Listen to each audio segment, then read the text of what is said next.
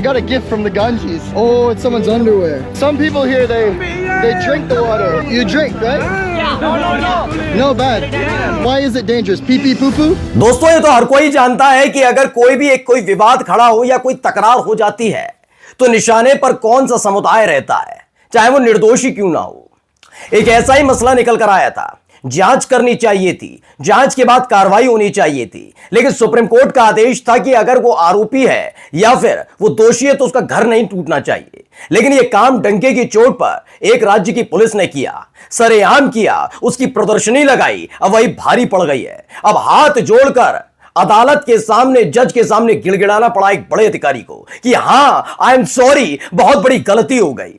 यानी चेहरे पर पड़ी हुई कानूनी तौर पर मिली ताकत के तहत शराफत की जो चादर थी वो बड़े तरीके से खिंच गई है। यही नहीं, आप याद करिएगा, आपके अपने चैनल द लाइव टीवी ने थोड़े दिन पहले दिखाया था कि कपिल सिब्बल ने बताया था कि आखिरी वक्त में कौन कौन से क्लॉज उसमें जोड़े गए, जबकि वो जेपीसी में जो वक्त संशोधन का बिल रखा गया था उसमें नहीं थे, लेकिन चर्चा के दौरान जोड़ दिए गए थे और उसे देखकर वो हैरान थे। उन्होंने विस्तार से बताया था कि कैसे तमाम मस्जिदों को, मदरसों को कैसे विवादित किया जाएगा, और उसका पहला उदाहरण सबके सामने आ चुका है। यही नहीं, आपको भारतीय जनता पार्टी के अंदर खाने जो चल रही विवाद की स्थिति है वो भी दिखाऊंगा। और याद करिएगा, महाकुंभ के दौरान जो हादसा हुआ और उसके बाद एक रिपोर्ट आई थी कि गंगा बेहद मैली है, मत नहाइएगा, उसको लेकर अब खुलकर एक दावा किया गया है। नमस्कार, मैं हूं प्रज्वल गौतम और आप देख रहे हैं the live TV. The live TV, सच सबसे आगे।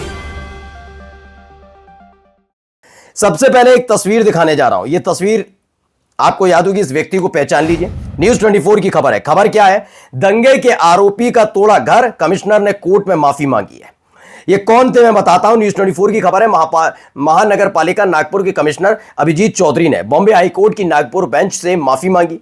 ये माफी उन्होंने दंगे के आरोपी शब्द है, दोषी नहीं, फहीम खान के घर को तोड़ने के मामले में मांगी है। कमिश्नर ने सुप्रीम कोर्ट के नियमों का पालन नहीं किया था, इसलिए उन्हें बिना शर्त माफी मांगनी पड़ी है। यह देखिए, इसको लेकर अलग अलग तरीके से कहा जा रहा है कि कैसे इसका प्रदर्शन था, कैसे खुश हो रहे थे। फहीम खान मुसलमान, तोड़ दिया घर। यह देखिए, वो तस्वीर भी आई निकलकर जब घर तोड़ा जा रहा था। देखिए, बाकायदा बड़ा सा क्रेन, बुलडोजर सब ले लाकर पहुंचे थे, कैसे घर तोड़े जा रहा था, और इसको बाकायदा सटीक कार्रवाई बताई जा रही थी। याद है? देखिए कैसे एक सामान निकाला गया, कैसे घर तोड़ा गया, तमाम चीजें हुई थी।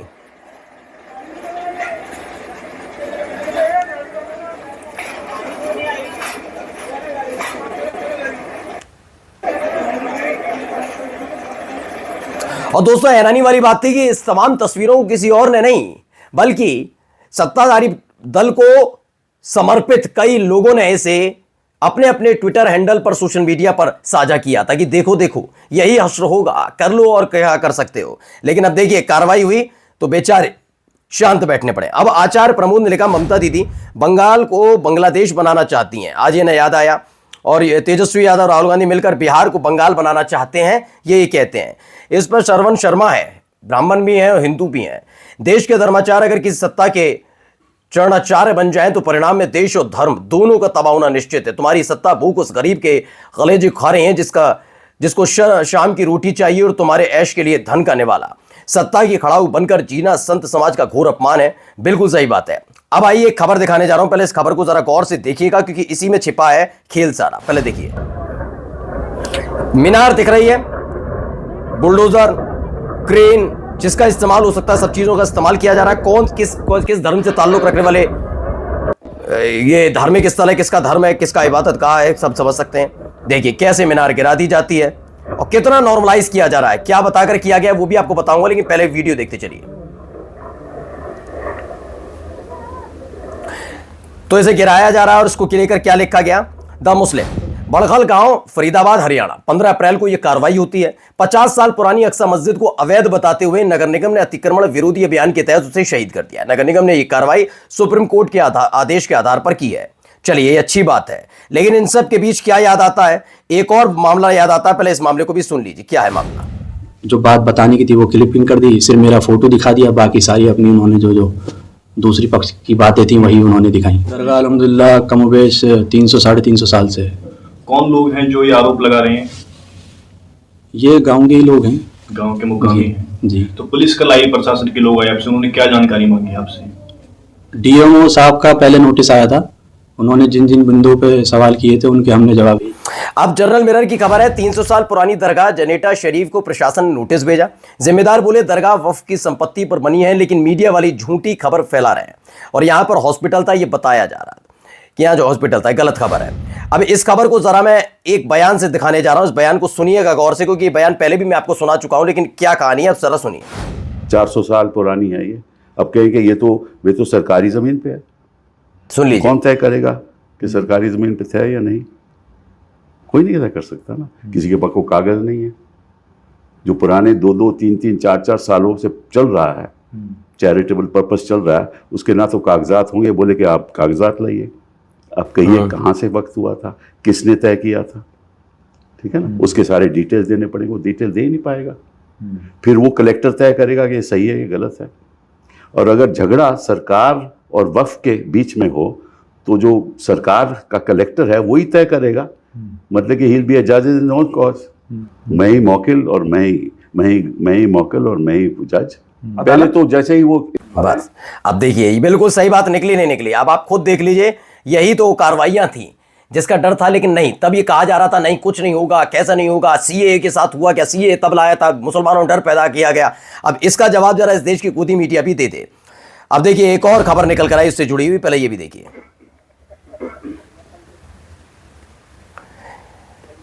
इसमें खबर क्या है मैं बता देता हूं। भारत समाचार की खबर है, वक्फ प्रॉपर्टी पर नापतोल अवैध कब्जे की जांच शुरू। जनेटा गांव की दरगाह शरीफ पहुंची लेखपालों की टीम। वक्फ कानून लागू होने के बाद की गई कार्रवाई। निजी इस्तेमाल और अवैध कब्जे की आशंका जताई गई। 7 सालों से नहीं हुई मुतलवी की तैनाती। दरगाह कमेटी ने प्रशासन को सौंपे थे दस्तावेज। ये तमाम चीजें हैं, मैंने कहा ना, जैसा कपिल सिब्बल ने बताया वैसा ही कुछ हकीकत में यहां होता जा रहा है।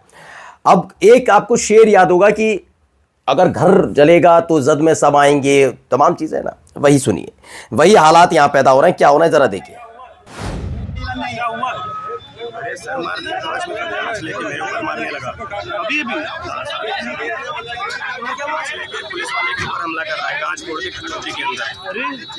क्या है अनिल लिखते हैं, कानपुर पुलिस की स्थिति। एक दबंग जो पहले रात में सिपाही को पीटता है, फिर सिपाही की शिकायत पर पुलिस उसको चौकी लाती है तो वो चौकी के अंदर दरोगा और कांस्टेबल को घायल कर देता। मामला जूही थाने के आनंदपुरी चौकी का है।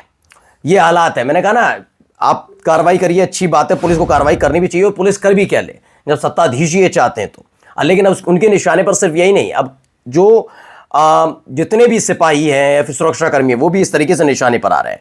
अब एक झगड़ा और देख लीजिए, झगड़ा बड़ा जबरदस्त है।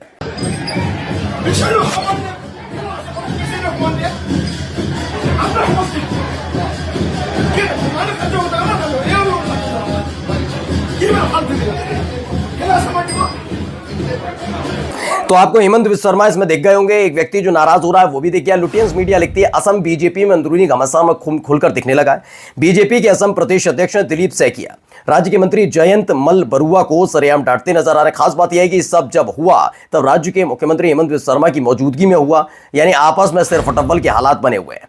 अब गंगा के हालात भी देख लीजिए, उनके अपने लोग किस तरीके से इसकी पोल खोल रहे हैं। अब इससे समझ जाएंगे, समझिए क्या कह रहे हैं ये, पहले सुनिए।